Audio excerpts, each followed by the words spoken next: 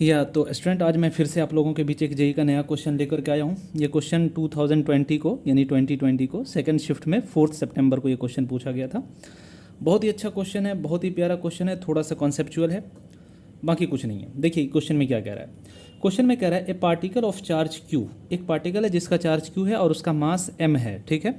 Is subjected to an electric field of E is equal to E naught into 1 minus a x square in the x direction. यानी electric field की value आपको दे रखा है। सबसे पहले तो आपको चार्ज दे रखा है क्यू, उस पार्टिकल का मास दे रखा है m, और इलेक्ट्रिक फील्ड का एक्सप्रेशन दे रखा है E is equal to E naught into 1 minus a x square, ऐसा कुछ दे रखा है, ठीक है। जहाँ पर कि स्मॉल a यानी ये a और ये ई नोट दोनों कांस्टेंट है, ठीक। Initially the particle was at rest at x is equal to 0, यानी कि व्हेन x बराबर 0 था तो यानी पार्टिकल की वेलोसिटी कितनी थी, 0 थी। अगर पार्टिकल की वेलोसिटी 0 थी तो इसका मतलब काइनेटिक एनर्जी भी कितना था, 0 था, ठीक है। कह रहा है other than the initial position the kinetic energy of the particles become 0। कह रहा है कि इस पोजीशन को छोड़ करके कोई और पोजीशन, कोई दूसरा पोजीशन बताइए जहां पर पार्टिकल की काइनेटिक एनर्जी 0 होगी। क्योंकि x इज इक्वल टू 0 पर तो पार्टिकल रेस्ट में था, तो यानी वेलोसिटी 0 हो गई, तो काइनेटिक एनर्जी 0 हो गई। लेकिन कह रहा है कि इस पोजीशन को छोड़ करके कोई और पोजीशन बताइए जहां पर इसकी काइनेटिक एनर्जी 0 होगी, और जहाँ पर डिस्टेंस जो लिया जा रहा है वो फ्रॉम द ओरिजिन लिया जा रहा है, ठीक है। तो ये सारा आपके पास क्वेश्चन है। तो देखिए, मान लीजिए कि ये अगर आपका सपोज कर लीजिए कि ओरिजिन है और यहाँ पर इसकी काइनेटिक एनर्जी जो है 0 है, ठीक।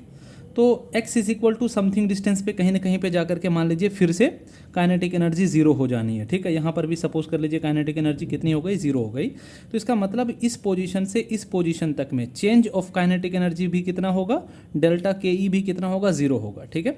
यानी अगर इस पोजीशन पे काइनेटिक एनर्जी 0 थी और यहाँ से हमने पार्टिकल को उठा के यहाँ तक लाया, यानी बेसिकली इलेक्ट्रिक फील्ड है, वो इलेक्ट्रिक फील्ड धक्का दे करके यहाँ तक पहुँचाएगा, तो यहाँ पर फिर से काइनेटिक एनर्जी 0 हो जानी है। तो इनिशियल काइनेटिक एनर्जी भी 0, फाइनल काइनेटिक एनर्जी भी 0, इसका मतलब चेंज ऑफ काइनेटिक एनर्जी भी क्या हो जाएगा, 0 हो जाएगा, ठीक है। अब देखिए, आपने एक बेसिक कॉन्सेप्ट पढ़ा है, क्लास 11th में पढ़ा होगा आपने, कि जो work done due to external force होता है, work done due to external force, ये बराबर होता है चेंज ऑफ काइनेटिक एनर्जी के, ठीक है। और work done due to external force अगर आप देखना चाहते हैं तो इसका फॉर्मूला होता है integration of F dot D x या डी एस, जो भी है, जिसके टर्म में आपका डिस्प्लेसमेंट है उस टर्म में आप यहाँ पे डाल सकते हैं। तो F dot D x is equal to change of kinetic energy, और but change of kinetic energy कितना है आपका, 0 है। तो ये पुट कर दीजिए, ठीक, सिंपल। अब सवाल उठता है कि सर यहाँ पर फोर्स कितने के बराबर होगा। तो फोर्स कितने के बराबर होता है, ये इलेक्ट्रोस्टैटिक फोर्स बेसिकली इस पे काम कर रहा होगा, क्योंकि यहाँ पे एक इलेक्ट्रिक फील्ड काम कर रहा है, ठीक है ना।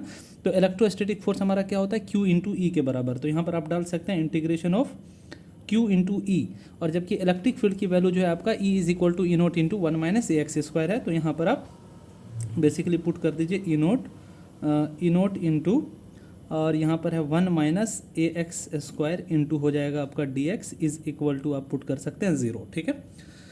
अब Q और ई नोट तो दोनों कांस्टेंट है, इसको बाहर ले लीजिए, तो ये हो जाएगा Q इंटू ई नोट को अगर आपने बाहर ले लिया तो ये बचेगा integration of 1 minus a x square, 1 minus a x square into d x is equal to 0 हो जाएगा। इस पूरे टर्म को आप इधर ट्रांसफर कर सकते हैं, वो 0 हो जाएगा, ठीक है। तो फाइनली आपका बचेगा क्या, integration of 1 minus a x square into d x is equal to 0 बनेगा, ठीक है ना। अब यहाँ पर इसको जब इंटीग्रेट कीजिएगा तो यहाँ पर डी एक्स का इंटीग्रेशन तो x हो जाएगा, माइनस ए एक्स स्क्वायर का इंटीग्रेशन जब कीजिएगा तो a तो बाहर आ जाएगा, ये हो जाएगा x the power 3/3 is equal to 0 हो जाएगा, ठीक है।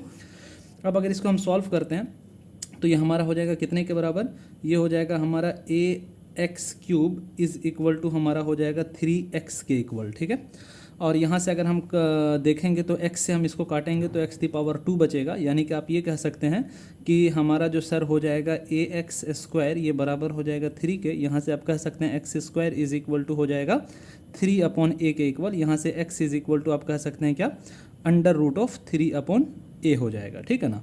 तो x is equal to under root of 3/a, जो कि ऑप्शन डी आपका एकदम से सही चला जाएगा, ठीक है। Thank you so much.